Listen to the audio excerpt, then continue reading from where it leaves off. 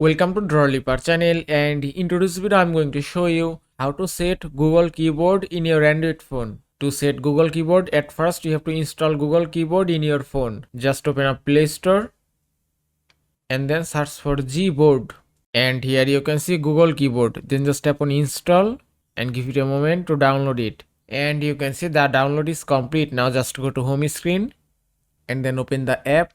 Then tap on enable in settings. From here just enable Gboard option. Then tap on OK and then go back. Then tap on select input method.